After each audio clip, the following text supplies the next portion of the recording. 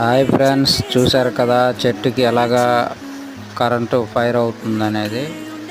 వర్షం పడేటప్పుడు చెట్ల దగ్గర ఉండకండి, వైర్లు టచ్ అయ్యి ఇలా ఫైర్ అయ్యే అవకాశం ఉంది కాబట్టి కొంచెం వర్షం పడేటప్పుడు చెట్లకు దూరంగా ఉండాలి ఫ్రెండ్స్. ఇది ఎక్కడో కాదు, మా ఇంటి ముందు ఒక చెట్టు ఉంది. ఆ చెట్టు పక్కనుండే కరెంటు హై వోల్టేజ్ లైన్స్ అనేవి వెళ్తున్నాయి ఫ్రెండ్స్. అవి టచ్ అయ్యి ఫైర్ అనేది ఎంతలా అవుతుందో చూశారు కదా. అందుకని చెట్లు పక్కన ఎప్పుడు ఉండొద్దు, పిడుగులు పడే అవకాశం కూడా ఉంటుంది. వర్షాకాలం జాగ్రత్తగా ఉండండి ఫ్రెండ్స్.